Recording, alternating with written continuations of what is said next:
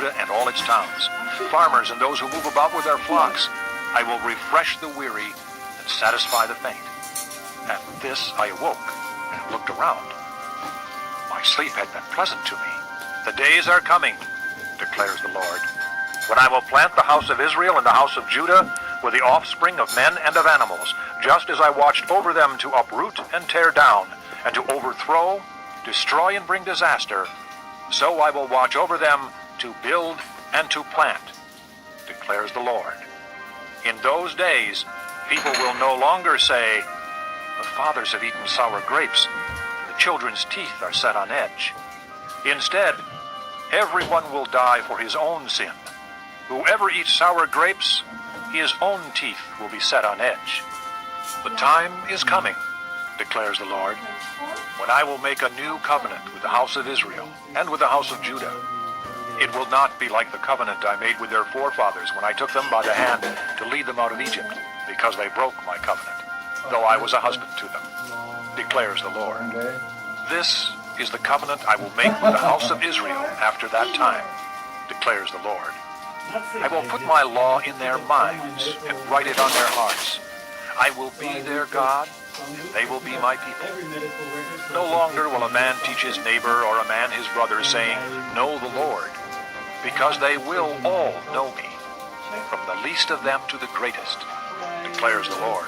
For I will forgive their wickedness, and will remember their sins no more. This is what the Lord says. He who appoints the sun to shine by day, who decrees the moon and stars to shine by night, who stirs up the sea so that its waves roar, the Lord Almighty is his name. Only if these decrees vanish from my sight, declares the Lord, will the descendants of Israel ever cease to be a nation before me. This is what the Lord says.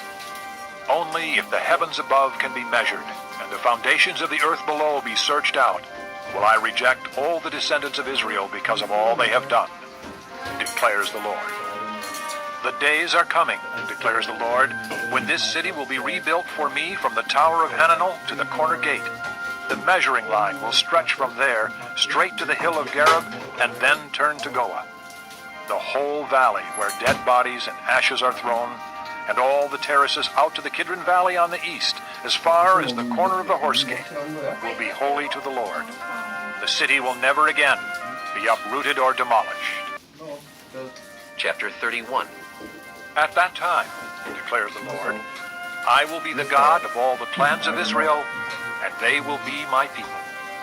This is what the Lord says. The people who survive the sword will find favor in the desert. I will come to give rest to Israel. The Lord appeared to us in the past, saying, I have loved you with an everlasting love. I have drawn you with loving kindness. I will build you up again, and you will be rebuilt, O Virgin Israel. Again you will take up your tambourines and go out to dance with the joyful. Again you will plant vineyards on the hills of Samaria. The farmers will plant them and enjoy their fruit. There will be a day when watchmen cry out on the hills of Ephraim, Come, let us go up to Zion, to the Lord our God. This is what the Lord says.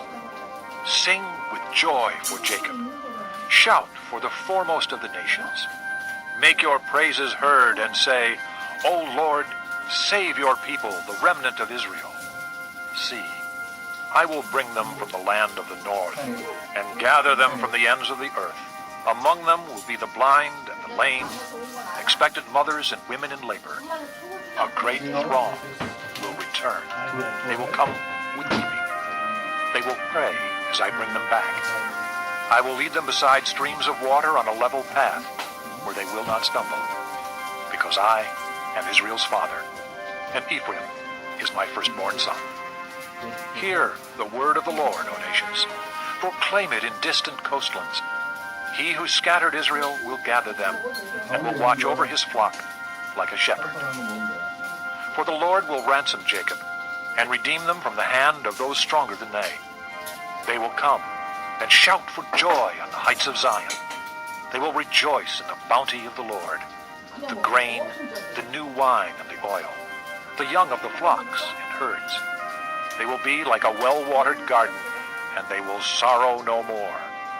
Then maidens will dance and be glad, young men and old as well. I will turn their mourning into gladness. I will give them comfort and joy instead of sorrow. I will satisfy the priests with abundance, and my people